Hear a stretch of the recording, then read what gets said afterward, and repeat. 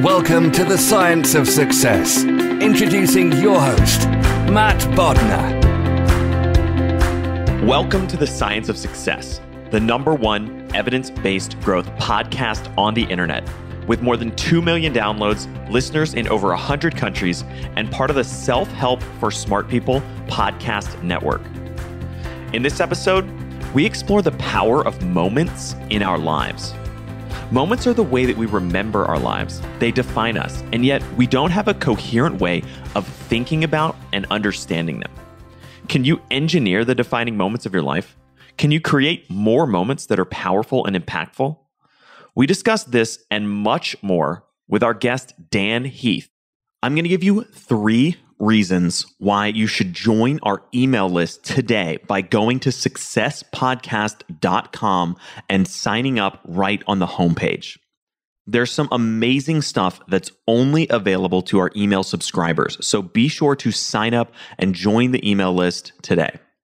First, you're going to get an awesome free guide that we created based on listener demand. This is our most popular guide, and it's called How to Organize and Remember Everything, which you can get completely for free, along with another surprise bonus guide. You got to sign up to find out by joining the email list today. Next, you're going to get a curated weekly email from us every week called Mindset Monday. Our listeners have been absolutely loving this email. It's short, it's simple, it's filled with articles, videos, stories, things we've found interesting or fascinating in the last week. Lastly, you're going to get exclusive content and a chance to shape the show. You can help us vote on guests. You can help us change our intro music and much more. You can even submit your own questions to upcoming guests. You'll also have access to exclusive giveaways that only people who are on the email list get access to, and much, much more.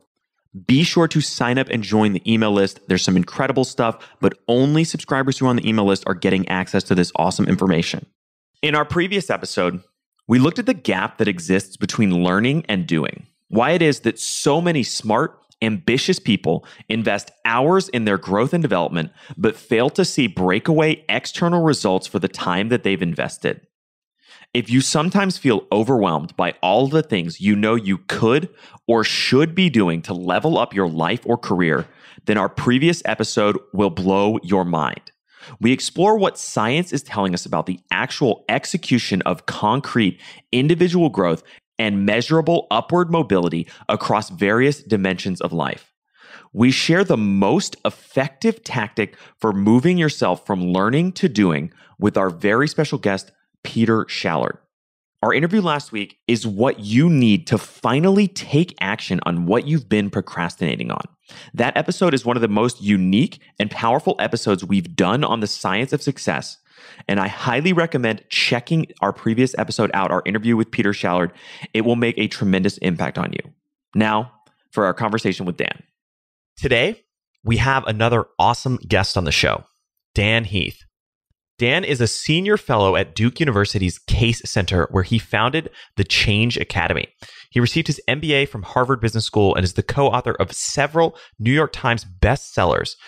His recent book, Switch, was named one of the best nonfiction books of the year and spent almost an entire year on the bestseller list. Dan, welcome to the Science of Success. Thanks for having me on, Matt. It's a pleasure. Well, we're really excited to have you on the show today.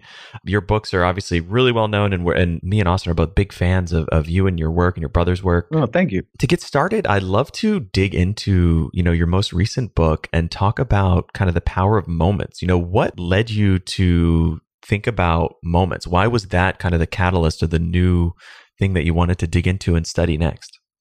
Well, appropriately enough, the power of moments actually emerged from a very specific moment when Chip and I were together. So Chip and I live on opposite coasts. He's on the West Coast and I'm East Coast. And so we only actually see each other maybe once or twice a year. And one of those is at Christmas. So a couple of years back, we were at our father's house in Durham, North Carolina, where I also live. And we had squirreled ourselves away into an office to do some work. And we were actually working on a different book. And it was a book that had just become a bit of a slog. Like we had put in probably 6 or 9 months worth of work. And we were getting into that like sunk cost stage of we were reluctant to give it up because we put in so much work, but we weren't super jazzed about keeping going. And at some point in this conversation, this phrase popped out of conversation, defining moments.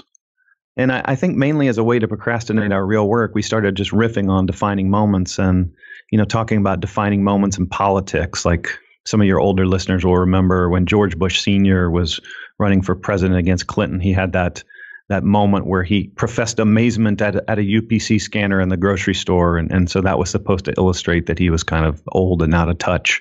And that was a defining moment in politics. And you think about defining moments in sports, and this, as an example, that beautiful medal ceremony that happens at the Olympics, and just all the pageantry and the pride that goes with that. And the kind of amazing realization that there was a human being that just thought that up. I like to picture them in a conference room with a whiteboard, and they're like, what if the athletes were standing here and here and the flags go up and the anthem? And that in other words, the moment was designed. And we started getting into the academic research that plays into what makes moments special. And so anyway, we kind of riff on this, and it's just this kind of uncontrollable brainstorming session. And we probably filled up 10 or 12 pages in a Word document just with associations and mysteries. And we come out an hour later into the living room where everybody's gathered, and we tell them, we've got a new book idea. And there was this visible sense of relief on all their faces, because apparently they had all despised the other topic we were working on, but hadn't had the heart to tell us. So that was the birth of this book. And the gist is true to that original moment, to be honest. It's a book about why it is that certain brief moments in our lives have such disproportionate memorability and meaning. That if you think across your life, there are probably 10 or 15 or 20 moments that are worth, in the sense of their relative importance in your life, 10 years. And so the question is why? What makes these moments? And can we learn to be more in control of them, to be more intentional about creating more defining moments in our life and work? So why is that the case? Well, there are some patterns that we found as we looked at very different kinds of moments. So when I talk about moments, of course, there's a strong personal element here. You think about the moments when you found your calling, or you found your partner, or even just moments that were special to you, moments with your kids or on vacations. But we're also talking about moments at different scales. So we're also pointing out that really for any given span of experience, whether it's a lifetime or the span of a hotel stay or the span of a college semester, for any given span of experience, there are certain moments that are disproportionately memorable and meaningful. And so the question is, are there patterns that link these ideas that happen on very different scales? And the answer we came up with was yes, and that in fact, they share 4 patterns, or 4 elements, if you will, that they seem to be made of similar ingredients. And so the first of those ingredients is elevation, that these moments seem to lift us above the everyday. You think about birthday party, and there's games and decorations and cake, and it's engineered to create positive emotions. The second is insight, and these are moments when, in an instant, we realize something about ourselves or our world, and sometimes those insights are amazing and pleasant. You look across the dinner table and you realize the person you're dining with is going to be your spouse, your soulmate. Sometimes they can be sobering. You realize you can't take another day of this job that you're in. But the point is that in an instant, your view of the world can shift. The third of these elements is pride. And what's interesting about pride is, my guess is everybody listening right now has a stash of personal mementos that you keep somewhere in your house, and maybe in a box in the attic or buried in the back of a drawer. And it's kind of like if there was a museum of your life, like these would be some of the exhibits, just things that you can't bear to throw away. They have special significance to you and would probably be valueless to anyone else, but to us, they're priceless. And my guess is that a lot of those mementos are actually relics of moments of pride in your life, or potentially your kids' lives. There are awards or certificates or thank you notes from people who were important to you, or, trophies that you couldn't bear to throw away, or diplomas. And so moments of pride are times when we're at our best and times when we're recognized for what we're capable of. And then the final element, so we've talked about elevation, insight, pride. The final element is connection. It's so often these meaningful, memorable moments are moments when we deepen our ties to other people. And that can be in a personal relationship. It can sometimes be among groups too. What's interesting about groups is groups often bond together in times of struggle. So what brings groups together is not just happy, happy, happy time. You think about boot camp, like what creates lifelong attachments among people who've been through boot camp together is that they had to struggle. You think about, volunteering for Habitat for Humanity and, spending a weekend putting up a house, like that's connection born of struggle. And so the point is two things. Number one, if you look at powerful moments, they tend to be composed of these four elements we've talked about. But the more important point is that you can flip that around and make it practical. And that is to say, if you want to create better experiences in your own life, or for the customers you serve, or for the patients you serve, for the students you serve, these are the ingredients. These are sort of the colors in your palette in order to create greater experiences. That's fascinating. And I want to dig into, how we can kind of be more intentional about creating these moments. But before we get into that, I want to kind of dig deeper into the importance of moments and why they're so critical. When we look back across our lives and the way we kind of think about our memories and our experiences, do we weigh and treat sort of each memory and each experience equally? Certainly not. Yeah. And in fact, that's one of the most important realizations that came to us through this book and that we're trying to communicate to our readers. So let me kind of back up, and I'll tell a quick story, and then I'll kind of overlay the academic research on that so we understand these peculiar properties of memory. So there's a hotel in Los Angeles called the Magic Castle Hotel. And my guess is most of the people listening haven't stayed there. And so just kind of conjure up in your mind, like the Magic Castle Hotel.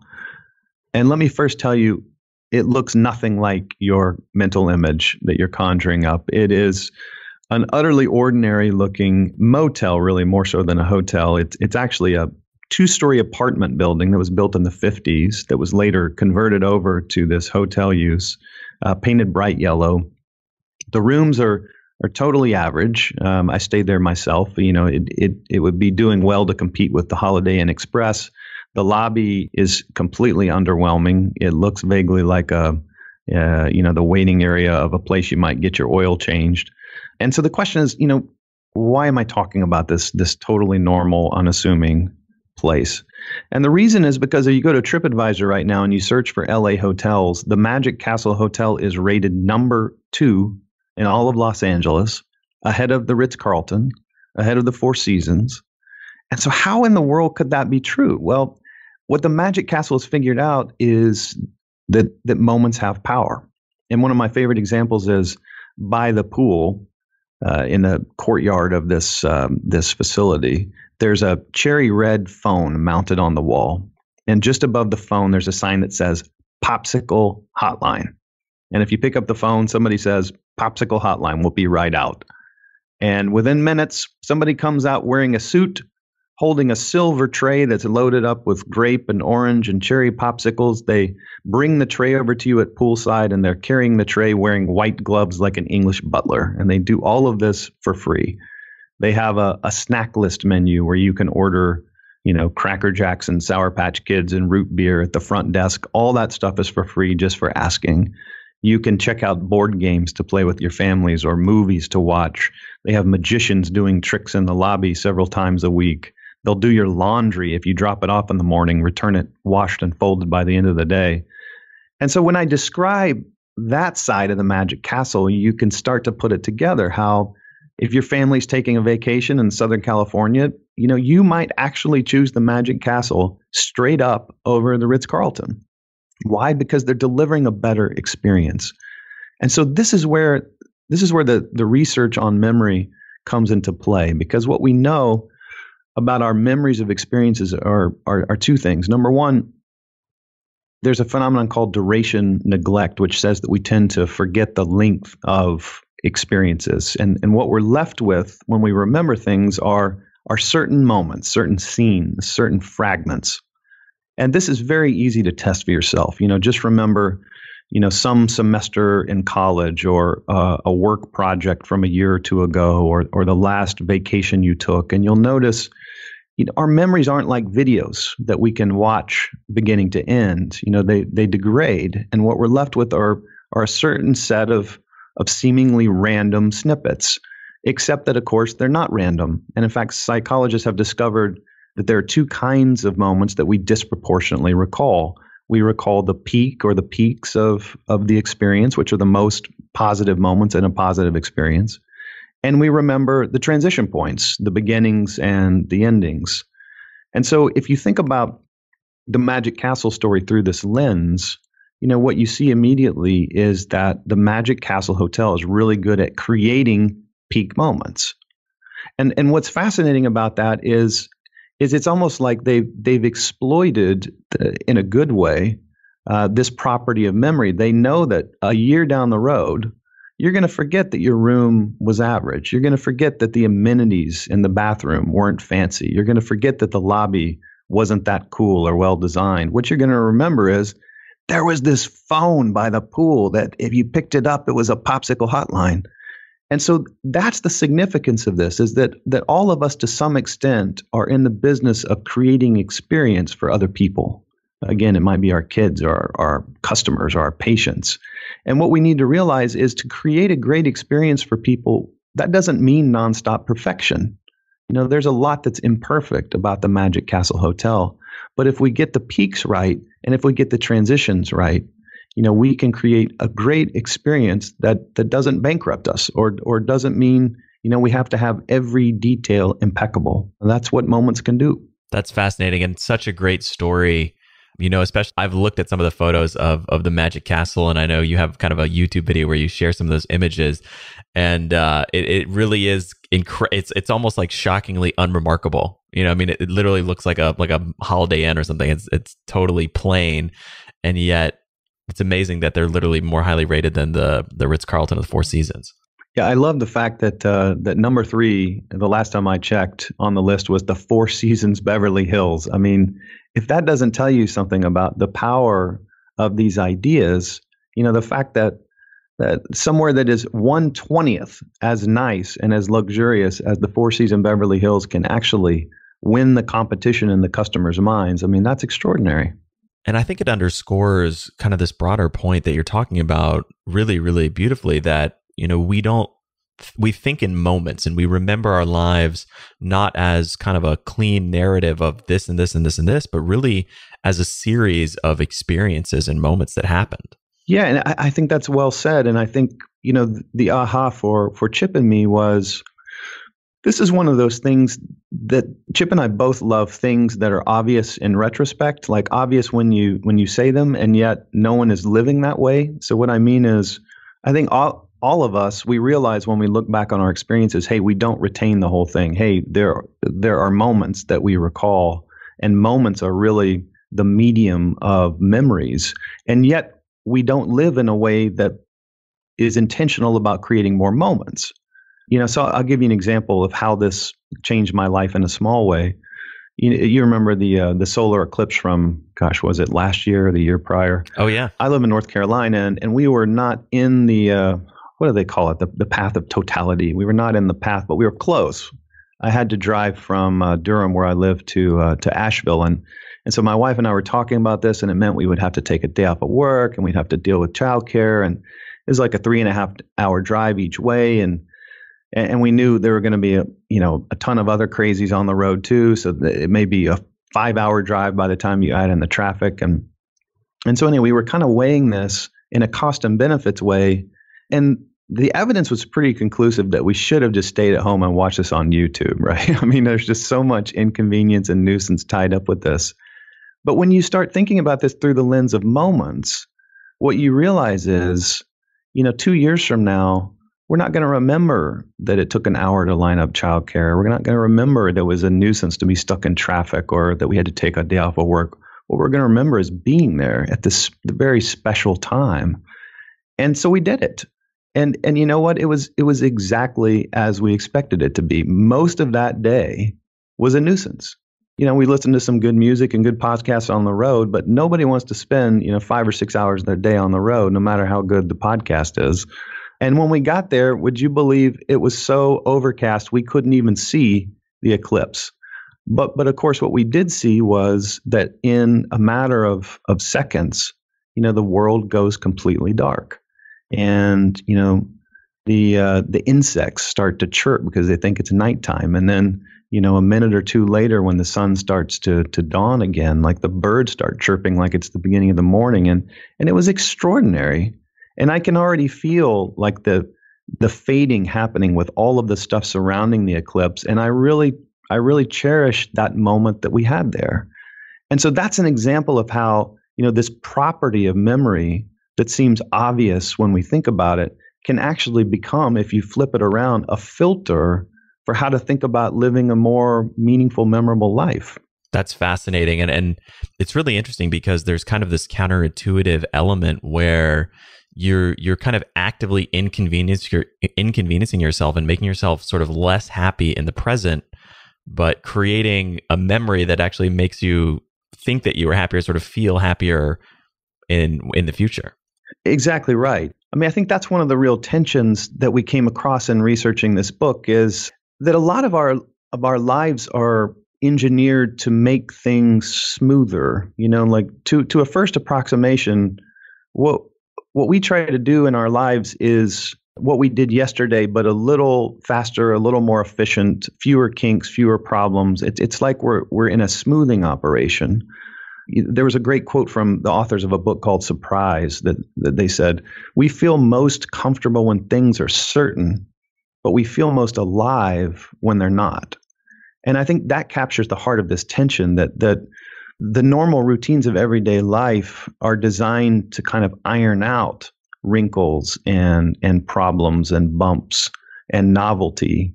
And yet it's precisely novelty that is memorable. Like there's a phenomenon called the reminiscence bump in psychology, where if you ask people just unprompted to talk about their memories from life, they tend to disproportionately recall memories from the period roughly from age, call it 16 to 30, which, if you're talking to a 75-year-old is, a fifth of their life. And yet the dominant portion of their most memorable moments comes from that era. And so the question is why?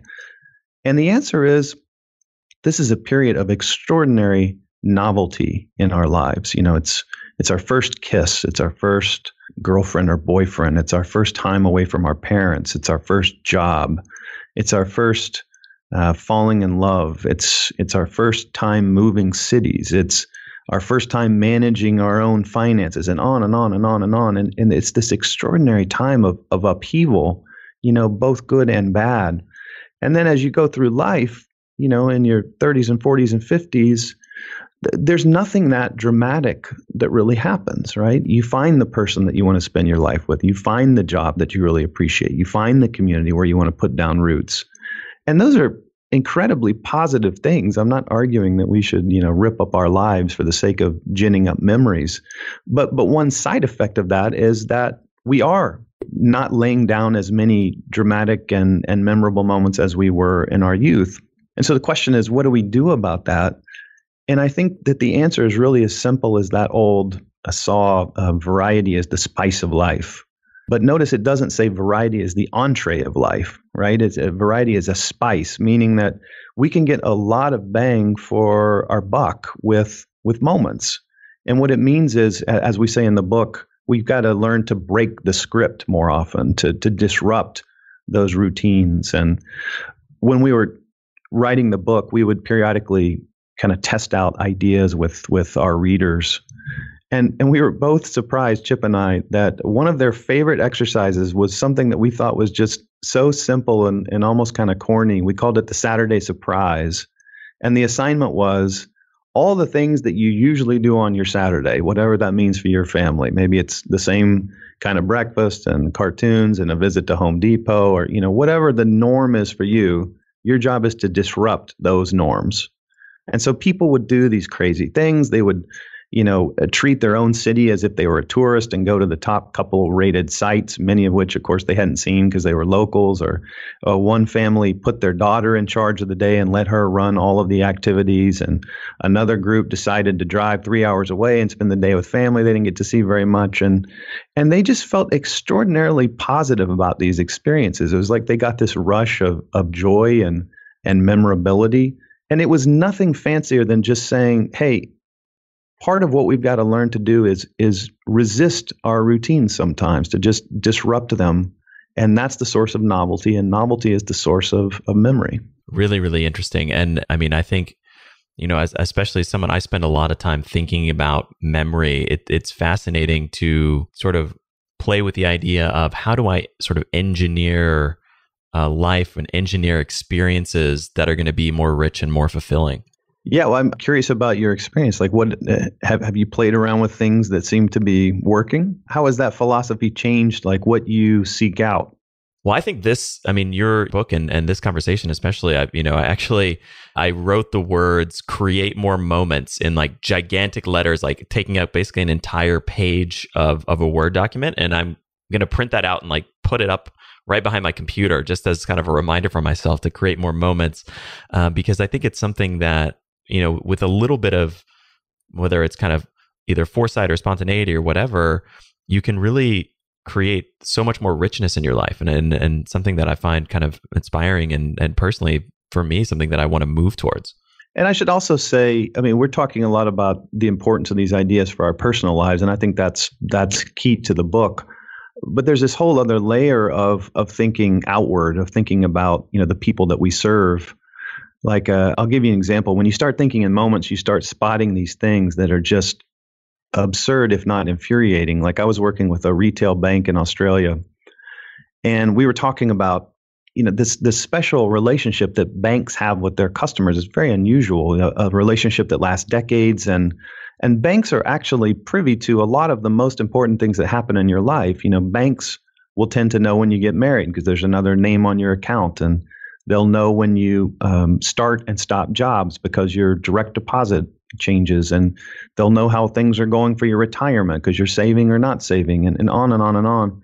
And so we were talking about, what kinds of moments could a bank create for its customers to deepen that relationship. And one of the things we landed on was, imagine when you finally pay off your mortgage, potentially the fruits of 30 years of diligent payments, and how good that should feel. And we were saying, that should be a capital M moment where the manager from your local branch comes to your door and knocks on the door and brings you flowers and shakes your hand and says, congratulations, like you finally got there. And by the way, and they pull out your deed that's now yours. They've been holding it to kind of secure your loan, but now it's yours, free and clear. And they framed the deed. They hand it to you. They say, congratulations, this place is 100% yours.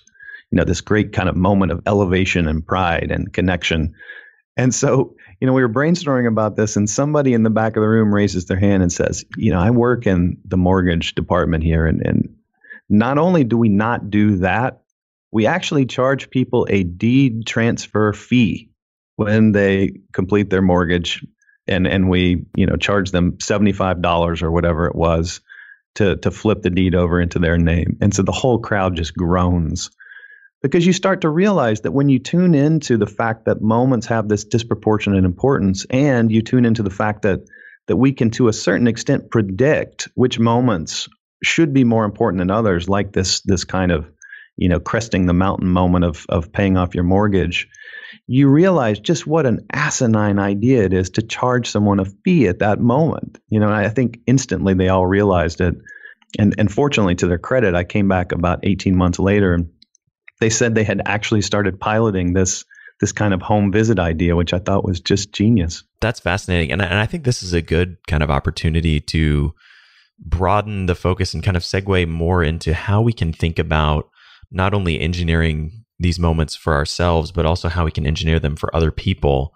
But before we kind of dig into that, one other thing that I wanted to just circle back to that I thought was really fascinating in the context of kind of coming back to this idea of the magic castle and the story behind that.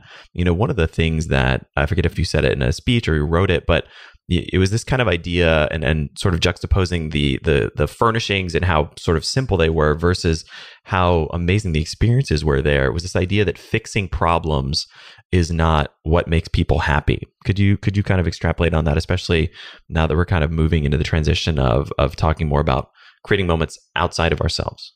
Yeah, I think this is for anybody who cares about the customer experience. I think this is a really important point. And the idea is the way that we've been trained in the business world to create a better customer experience is what do you do? Number one, you gather feedback from your customers. You take surveys or interview them or whatever, and then you fix the things they're complaining about. And that makes sense, right? Of course, you want to fix things that your customers find dissatisfying. But the issue is that fixing problems doesn't make people happy. Fixing problems whelms people. And what I mean by whelms is it doesn't overwhelm them. It doesn't underwhelm them. It just whelms them. Things are working as they expected them to work. So, if your cable TV functions exactly as it's supposed to for a full month, like that's not something that makes you giddy with excitement. You're not going to look back on that period nostalgically a couple of years down the road. It's whelming. Things are working as they're supposed to.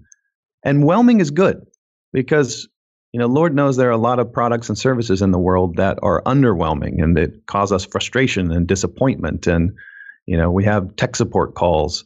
And so whelming means we've basically delivered the goods as expected. But that's a very different thing than delight or joy or, having such a delightful experience that you're determined to share it with all the people in your network. And the way I would explain that is to say, imagine two versions of the Magic Castle Hotel. So we've described this place as this very mediocre looking place. So imagine, 20 years ago, or whenever the Magic Castle converted over from an apartment, imagine two doppelganger versions of the Magic Castle. And so they're starting with the same kind of physical facility, but they run it in different ways. And in Doppelganger 1, they run the game plan that I talked about earlier with the focus on moments and experiences and the popsicle hotline and the board game menu and so forth. And in Doppelganger 2, imagine that they just relentlessly take survey data and fix all the things that people are complaining about. When people complain their pillows are too soft, they firm up the pillows. And when people complain the rooms are too dim, they add lighting. And when people complain it took too long to check in, they add staffers to fix that. And my question to you is, where do we think that those two doppelgangers would end up on something like the TripAdvisor rating system? And my contention is that the problem-fixing doppelganger of the Magic Castle would end up at about rank 1100, while the moment-creating version is where it is, which is number 2.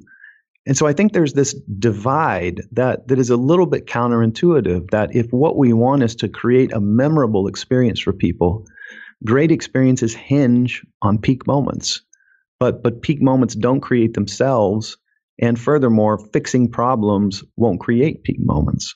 So if peak moments don't create themselves, how do we sort of set about creating them? Let's start sort of for ourselves and then ultimately for others as well. Well, I think that's the very topic of the book is once you clue into this idea that great experiences hinge on peak moments, how do you create them? And that's where the 4-part framework, elevation, insight, pride, and connection comes in as you think to yourself, what great experiences are made over these 4 elements? How can we boost these elements?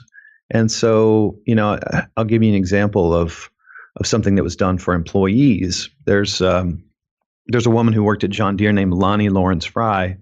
And one thing she had observed was that they were not really investing in the first day of work for a new employee, which is the reason we can know in advance that's an important moment is because it's a transition point. Remember, we talked earlier about peaks and transitions are disproportionately memorable. And so if you're clued into that, you kind of have some natural intuition like, hey, we better get this right because this is a big transition for new employees. They're coming to a new place, working with new people on new work. It's a physical, environmental, and social transition.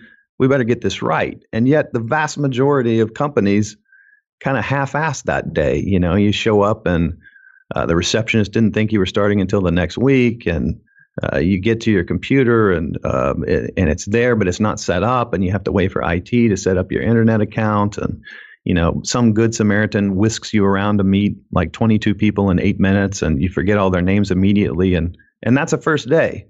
But this woman, Lonnie Lawrence Fry, said it can be something more. And so they created this extraordinary experience. I'll kind of walk you through this from the perspective of a new hire. You sign your offer letter, and before you even start, you start getting emails from a buddy on your team, and they send you a photo, and they introduce themselves, and they tell you about where people eat lunch, and where to park on your first day, and what to wear to the office. And so you show up on your first day, 9 a.m., and there's your buddy at the front door. They're holding a cup of coffee for you. They're there to greet you, shake your hand. And of course, you recognize them from the photo they sent. And they bring you into the lobby. And the first thing you notice is your name is in bright lights. Like on the monitors in the lobby, it says, welcome, Dan. And you're like, wow, that's cool. That was thoughtful. And they bring you up to your desk, and you've already got your first email. And it turns out it's from the CEO of John Deere, Sam Allen. And he sent a little video in which he talks about his career at John Deere. He wishes you luck. And he talks about the mission of John Deere, the place that you're joining. And he says, our mission is to try to provide the food and the shelter and the infrastructure that are going to be needed by a growing global population. And then your colleagues take you off-site to have a nice lunch, and they pepper you with questions about your background and tell you some of what's going on. And over the course of the afternoon, your boss and your boss's boss both stop by to make appointments to take you out for coffee in the next week. And I've just hit a fraction of what actually goes on. But the point is, by the end of the day, you walk out thinking, man, we're really doing work that matters here. And I seem to matter to the people around me. They seem to want me here. And that's a powerful feeling. And, back to that framework we've been talking about. I mean, this is kind of all four elements, the elevation of seeing your name in bright lights in the lobby, and the insight that comes from learning what your colleagues are up to and how it fits into the big picture, and the pride that comes from working for a place that fights for food and shelter on a global basis. And of course, the connection of getting to know someone even before you walked in the front door the first day. And so that is an engineered moment that someone just created from scratch that has a big impact on employees. And if, the book could be reduced to one sentence, it's, we can be the authors of peak moments in the same way that Lonnie Lawrence Fry was. It's really interesting because it's another great example. When you think about your first day at work, in many of these kind of transition points in life, so many missed opportunities to create these kind of unique, memorable moments for people. One of the other kind of things that you wrote about and talked about in the book is this idea of kind of using moments as a communication tool. And, I'm a very analytical person. And so when I typically try to sort of convince someone of something, I'll kind of explain everything and walk them through, here's reason 1 and 2 and all of this kind of stuff. But, in the chapter where you talk about kind of tripping over the truth, you had some really good stories about how powerful moments can be as sort of an explanatory tool or a sort of a communication device as well. Yeah, let me tell you a story that's actually not in the book, but I think illustrates this concept we're talking about. So I met a small business owner who owned a manufacturing company in the Midwest, and he fancied himself kind of an enlightened owner. And so he'd done a lot of things to try to make his employees' lives better, including starting a 401k plan. And he had a pretty generous match. It was 6 or 8%, as I recall. And he'd gotten a little frustrated that nobody seemed to be signing up for this, so he was expecting they'd all, make rampant use of it. And so he tried pestering them and reminding them of the enrollment and, sending around the forms that you needed to sign up and so forth. And nothing really seemed to move the needle. And so this one day he brings everybody together into the conference room. He's the last one to enter, and he comes in without saying a word, and he's holding this medical bag, this kind of doctor's bag that looks heavy and comes over to the table in the center and unzips it, turns it upside down, and outpours this huge pile of cash, which kind of gets everybody's attention in the room. And then he explains, he says, you see this pile here, this is the amount of money that all of you just voluntarily gave up by not maxing out your 401k contribution. He said, at the end of this meeting, I'm going to take all this cash and I'm going to scoop it back in this bag. I'm going to zip it back up. I'm going to take it back to the bank and I'm going to put it in my account. And he said, my question to you is, we're going to do this again at the same day next year. And do you want this cash in your pocket next year or in mine? And he said there was a rush to sign up for the 401k plan that day. And so that's an example of something, as you said, that we call tripping over the truth. It's a moment of insight. But what's interesting about it is that it comes with speed. It comes with force. There's this kind of aha that happens in your brain when you imagine being in that room and seeing that cash and kind of feeling this twinge of, oh gosh, I can't believe I gave up that opportunity to have that be my money. And so that's a very different strategy than we're used to when we try to persuade people or gain people's support for our ideas. A lot of times we just try explaining things to people. It's like we just want to dump information on them, or we want to share our conclusions and share our bar graphs and our Excel spreadsheets. And what's far more powerful for that is to figure out a way that we can kind of reconstruct the insight that we had and allow them to discover it. And that's what tripping over the truth is about, is can we put people in a situation where the discovery is theirs, where the insight, the epiphany happens in their brains, and it's not just an information distribution effort, which is the way that I think most people in organizations function.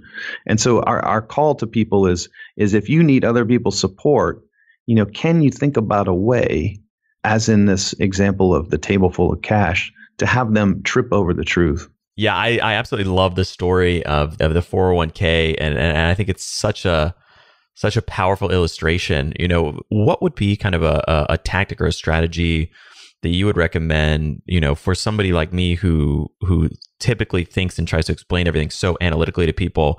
How can I kind of step back, and how can listeners like me step back and think about what's a way to turn this into a moment that can kind of create a burst of insight for somebody?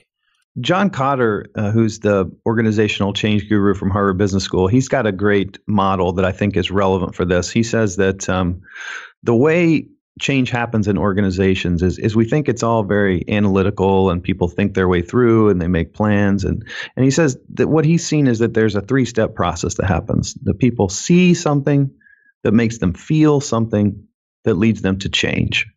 See, feel, change. And that's a very useful mental model of how change actually happens at the human level. See, feel, change. So I was working with a group from DuPont at one point, and they told me about some efforts they had underway to reduce waste in factories. And they said, it kind of like the 401k story, they said they had kind of struggled, and they'd communicated a lot about why this was important and why it was strategic, and here's the money that's at stake and so forth. And yet, it just wasn't catching on. And so one of the factory foremen just one day took a bunch of his employees in a van over to the landfill where DuPont's factories, deposited the stuff that they were throwing out. And there was like a whole section of this landfill that was basically devoted to DuPont's trash. And he took them out there and, they piled out, and they just kind of took in this awesome, in a negative way, landscape of trash, and realized, like, this is ours. This is our waste. And there was something about that just kind of seemed wrong, seemed emotional in a way that none of the information and the strategy and the financial logic weren't. And so that, the foreman told me, was the real start of the initiative, the real moment when people kind of claimed it as theirs. And then that's a classic example of what Kotter's talking about, that people saw something that made them feel something that gave them the desire to change. And so I think thinking in these emotional moments, I think, would be my advice to people who are trying to change things. And what role do rituals play in kind of crafting these moments? Rituals in what sense? I mean, I guess kind of thinking about when we look at the example I was specifically thinking of was kind of the story of the woman who couldn't get over her husband. Mm. Yeah. Well, what's interesting is a lot of the capital letter moments that cultures have created. If you think of, wedding days and birthday parties and bar mitzvahs and quinceañeras and graduations, they're moments that mark transitions in life. A wedding is an obvious transition, really important transition in the life of a person. The same with the graduation ceremony, and the same with the bar mitzvah. And what's also interesting is there are other transitions in life that seem to lack these moments associated with them. And so it can become a kind of challenge for the rest of us to spot these missing moments and try to create something to demarcate them. So let me give you a concrete example of what I'm talking about. There was a woman whose husband had passed away. They had been loyal, faithful Catholics, and that had always been kind of the heart of their relationship. And it had been, 6 or 7 years, I think, since the husband had passed away. He'd had Lou Gehrig's disease and had a slow, painful decline. And, 6 or 7 years later, this widow comes to a counselor named Kenneth Doka and says, I feel like I'm ready to start dating again, to maybe have a relationship, but I just can't take my wedding ring off. It feels disloyal. I believe that marriages are for life. On the other hand, she knew that it was for life, and she had honored her commitment to her husband, and so she felt stuck. And so this counselor, Kenneth Doka, has written a lot about the power of rituals to help people who are grieving. And so he came up with this idea. He worked with her Catholic priest to create a ceremony one Sunday afternoon after Mass. And he brought together, most of her close friends and family members, many of whom had been at her wedding. And so the priest called them up around the altar, and he started to ask her some questions. Were you faithful in good times and bad? Yes, I was. In sickness and health? Yes. And so the priest basically led her through her wedding vows, but in the past tense. And so it gave her the chance to affirm to the people that were gathered together that, she had been faithful, she had been loyal, she'd honored her commitments. And then the priest said, "May I have the ring, please?" And so she takes it off her finger and hands it to the priest. And she said later that she felt at that moment the ring just came off as if by magic. And the priest took the ring and he arranged for her ring and her husband's ring to be interlocked together and then affixed to their wedding photo. And so this ceremony, basically what it's doing is it's allowing her to signal publicly that her identity is about to change. It was a moment that allowed her a fresh start. And I think this is a really interesting story because it clues you in on the fact of how pivotal moments are in our lives. And, the fact that we look to a moment to capture and demarcate a couple getting married, and we look to a moment in the form of a funeral to provide closure for someone who we cared about, and we look for a graduation to signal the transition from student to employee. And it makes you think, we've got to be careful in life when there are really important transitions like this one, from being a widow to being someone who's ready for another relationship, that if those transitions are missing moments, it often creates this kind of unease. This widow is struggling with, is it okay for me to do this? And how are people going to look at me if I do this? And do I feel okay about this? And the ceremony that priest and Kenneth Doka created allowed all of that to be condensed into a day. It's like before that day, she was not ready. After that day. So that's, I think, the power of ritual and what a moment can do. And I think that's a great example too of kind of sort of a nebulous process, finding and creating a moment that kind of anchors that transition point and ties all those things together really neatly. There's some research, by the way, kind of on a less emotional scale on what's called the fresh start effect.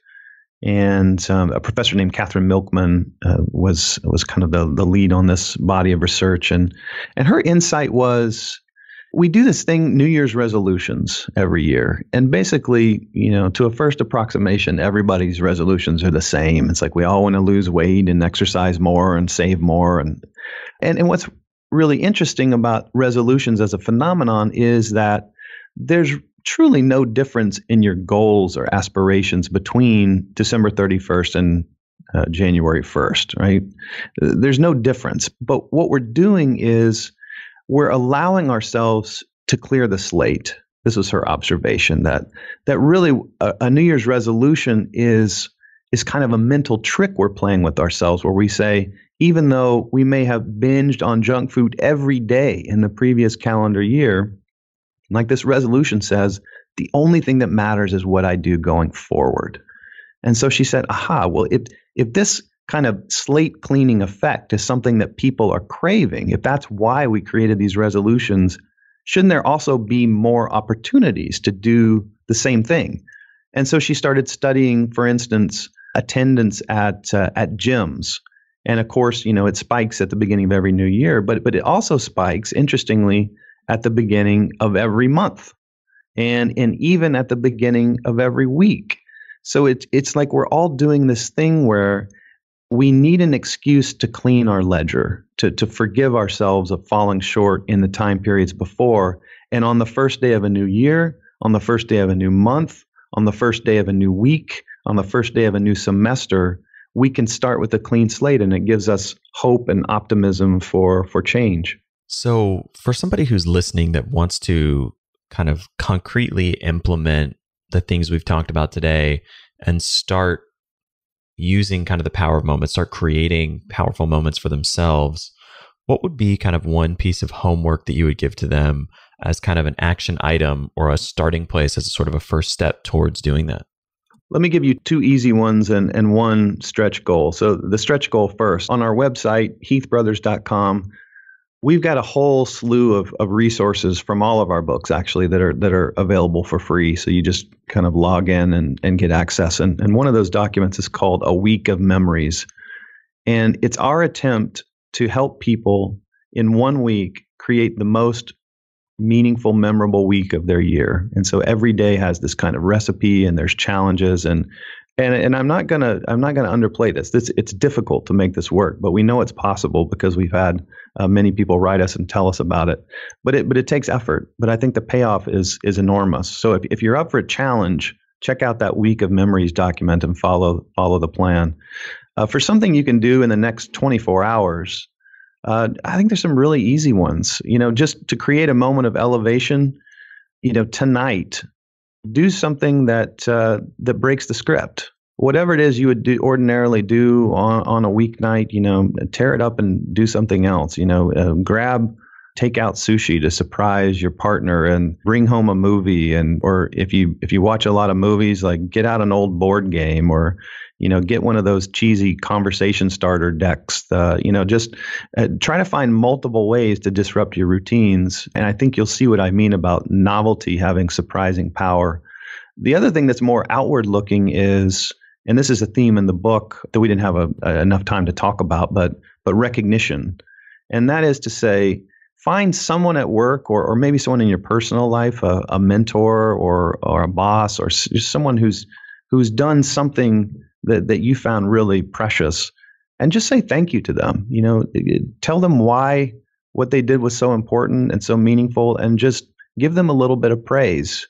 And I don't mean text or email, I mean face to face, because I think that's important for these moments. And you'll be surprised. Number one, it's weird that you get butterflies when you're about to say something really nice to someone. I don't completely understand that phenomenon, but there's this kind of, you'll have to work through the nerves to go up and just say something great. And I'm going to tell you, you are going to feel like you're on a high for a couple of hours afterwards. I mean, it's like emotional magic. And meanwhile, not only did you feel good, you created a peak moment for them as well. That's something they'll remember for many, many months afterwards. So those are a couple of easy things and one hard thing to try. And you touched on this a little bit, but for listeners who want to learn more, want to find you and your work online, what's the best place for them to do that? I would go to the heathbrothers.com site first. That's where you can find all those goodies I was talking about. There are podcasts and workbooks and whatnot. If you're interested in, Chip and I wrote a previous book called Decisive about decision making and behavioral economics. And if that's the kind of stuff you enjoy, you might check out a podcast that I'm involved with called Choiceology.